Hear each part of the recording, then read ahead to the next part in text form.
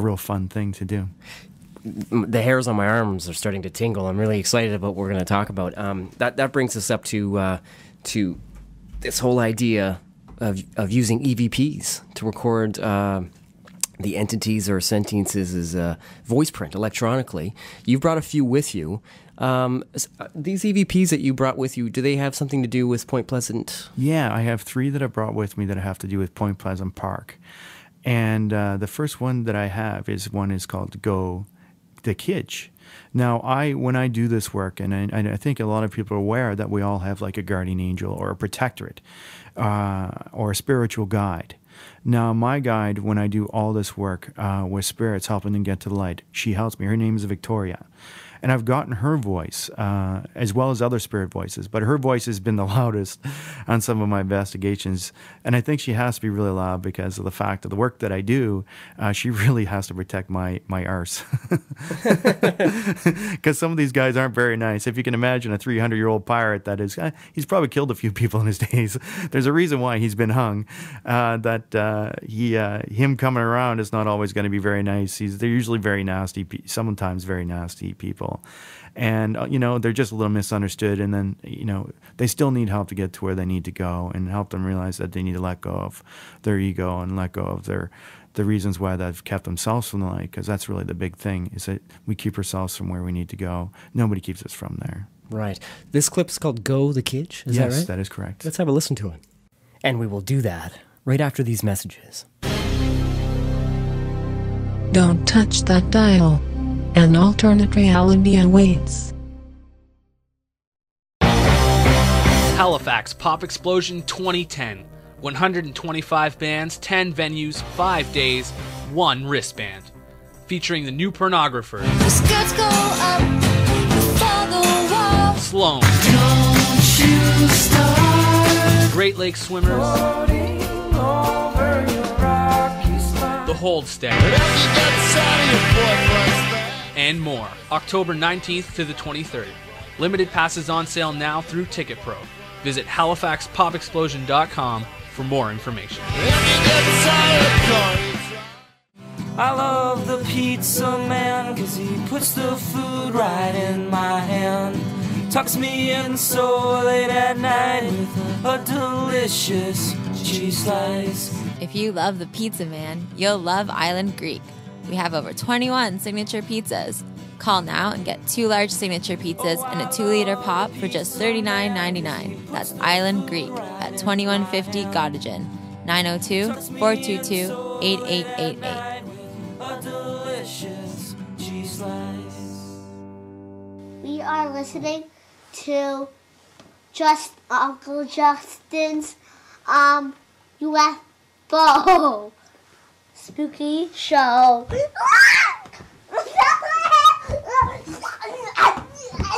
Why is he going so crazy?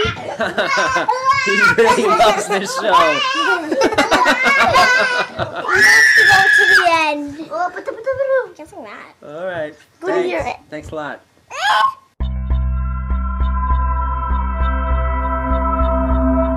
You are now entering the unified field. Welcome back to the program.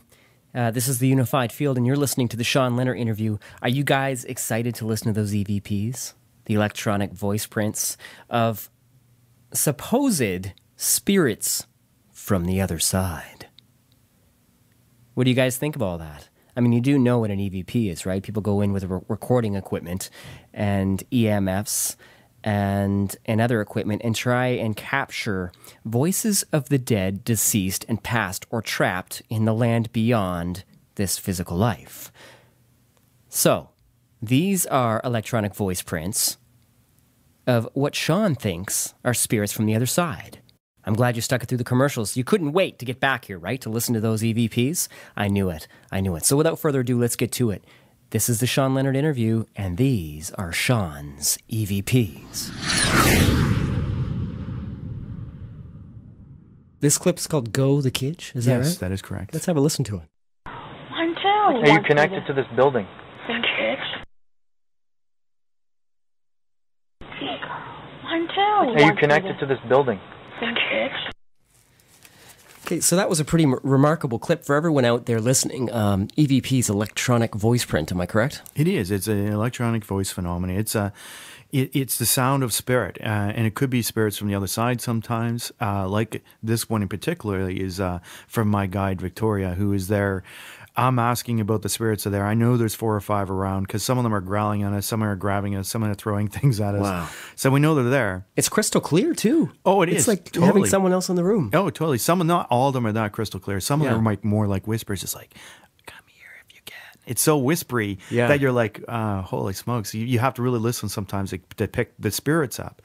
But then sometimes they're really loud that everybody hears them like, oh my God, did you hear that? And like, yeah, I totally heard that. Yeah. And it's so cool because then you know you have somebody definitely on, not just me because I know they're there, but I love the people that I'm with to know that there's somebody there with us. Yeah. And then they, all that thought or doubt or disbelief that spirit is real just goes out the window. Now there's a particular geographic location at Point Pleasant, right? Yes, the that Kidge. seems particularly haunted. And what? There's a lot of places at Point Pleasant that are haunted. Where we were was at the Prince Edward Tower, where I got that.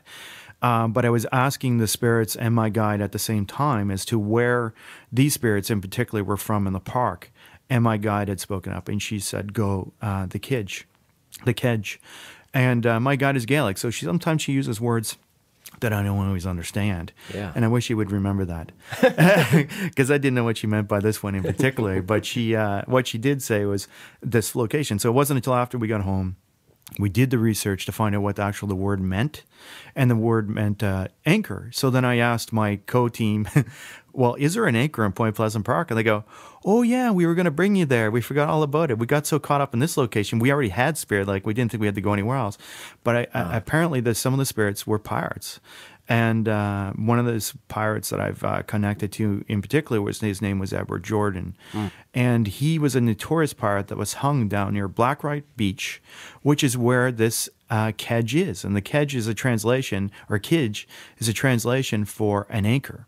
And that anchor is actually down near Blackrock Beach and Point Pleasant Park. Yeah, I know the area well. I never really realized there was so much history there. You don't really think about that. I mean, it's the way it's designed and developed. You take a stroll through there and you enjoy your time, but sometimes you forget that there's a rich, diverse history here in Atlantic Canada. So it's actually really, really important, Shawn, that you do this work because it brings to light a lot of these old historical ideas that we've forgotten about. And for you to connect with the other side and bring that history to the present day, that's quite remarkable. Now that particular entity there at the anchor, the Kidge, do we have another EVP from that? Yeah, we actually have another one there from my guide as well, because like I said, some of these spirits that come around can get a little nasty, not meaning they can hurt you in any way, but they might be able to grab you, push you, and do some things that most people would not feel comfortable with. And my guide actually says one thing in one of these other EVPs where she says, off Shawn, because she's protecting me, which is good because I really like her protection when I'm doing this work. So that's Victoria, right? Victoria, yeah. What is her story anyway? Like, do you know what the history of her is? I do. Well, it's funny because we can pick up guides any time in our life, depending on what you're going through, what roles or responsibilities you accept in life. Now, I've always been working with a guy named Sam for a long time doing this psychic work, but it wasn't until recently, in the last year or so, that I've picked up another guide named Victoria, and she actually came to visit me in a dream, and she told me that she'd be working with me from now on in because of the work that I'll be doing. And I'm like, well, where were you the whole time? Why did you just decide to show up now? She goes, well, because the work you're going to be doing with helping the spirits that are stuck on the planet is something that I specialize in. These are like niche spirits. They are. They're people on the other side. They're like guardians. They're protectors. They're teachers. They want. This is one of the reasons why I'm here. It's my plan, not only to help others, but to help those others that are here that need to get to where they need to go. Well, let's listen to this EVP here, Shawn. Sure. I didn't empty it. Speak to us. Let us hear your voice. Yeah. I didn't empty it. Speak to us. Let us hear your voice. Yeah. Yeah, that really is intense, isn't it? Oh, it totally is. It's slow, drawn out. Shawn. Yeah, so I know she's really there helping me, and sometimes I need to hear that because I feel a little out of sorts sometimes with these spirits because I don't really know who they all are sometimes. Yeah. Unless they really talk to me and let me know who they are. Sometimes I just kind of have to be there like everyone else and just experience it. But most of them are nice. This is the thing. There's only a few bad ones out there. Most of them are nice. They're just misunderstood. And they usually are, not nasty. But sometimes my guide needs to step in just to keep them at bay. Is there a magnetism for entities like that to yourself? Can you draw those entities to yourself? I can. I focus on them. But everyone else, like say we're not very positive people. We all know about the power of attraction, laws of attraction. Now, can we draw entities like that to ourselves, and could they like amplify like bad fortune, for instance? No, I don't think so. Like most of these spirits, they're connected to a place or a property.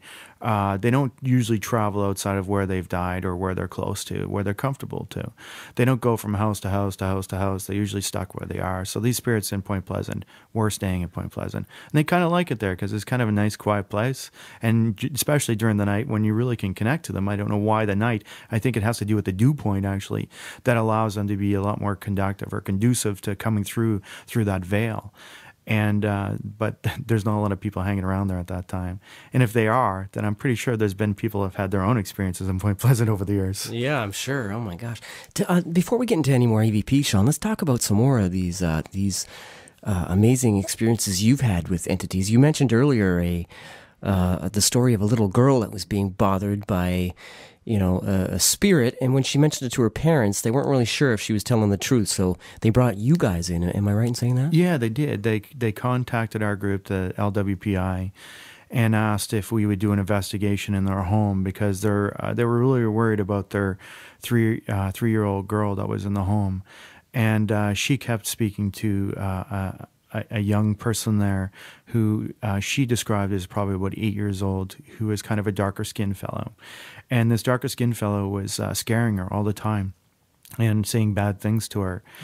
And her mom and her grandmom weren't really sure if there was something actually there. So, and before they're going to call anybody, they wanted to make sure. So what they did was they put a recorder and a telephone in the room, and they went downstairs and they were listening because she did not want to sleep alone. She did not want to be in her room alone. She was terrified. So they just told her to go there, and so they sent her in her room. They put the phone in the room, and when they went downstairs to listen, and they also had video on a phone that was taking, so they were really thorough of trying to see if something was actually there, and they actually caught a light.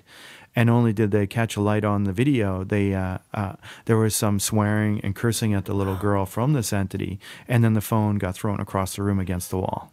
Unbelievable. Shawn, I'm so excited. I'm jumping all around here. I probably should have asked if there were more EVPs connected to that site at Point Pleasant. Oh, there is one. There is? Yeah. Maybe we should wrap that up before we move around anymore. Let's go back to that. All right, just give us a little background on what this clip's going to be. Well, this next clip is, like I said, in Point Pleasant Park, there were some pirates, and there's one pirate in particular that I connected to named Edward Jordan. He came through, and I got his voice on our digital recorders that I never heard.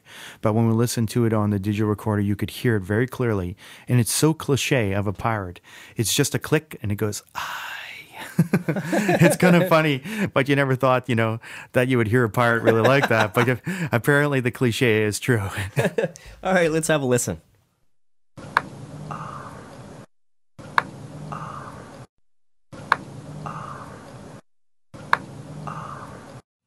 Yeah, it's pretty crystal clear what that is, isn't it? Yeah, totally. So So some of these you don't hear. Most of the time, they just come through as EVPs on yeah, because there's some it's such a low vibrational frequency with ghosts or spirits that are stuck to the earth. It's actually hard to hear them sometimes unless they really impress the voice loudly. And if you have a bunch of people around talking or moving about, it's hard to really get them where there's not somebody talking, which is very difficult sometimes. So sometimes you have to listen above or behind other people's speech just to catch the voice. Right. Now, I know we have a few more EVPs here. Maybe we can listen to one or two more because there's so much more I want to talk to you about. I want to maybe get into a little bit of past life regression stuff. For everybody out in Radioland, Shawn and I met before. We met a few months back. Episode 3, we did a show on the Psychic Fair here in Halifax, and I never got to air Shawn's interview. We had a couple technical glitches, and it just didn't really work out in my favor. And I always felt bad about that because, to me, anyway, I don't want to favor anybody, so I'm not going to go into it. But I'm glad you're here, and I'm glad we could do this again. Now, I spoke to Shawn originally. I mentioned that because I told him that I had a strong interest in past life regression.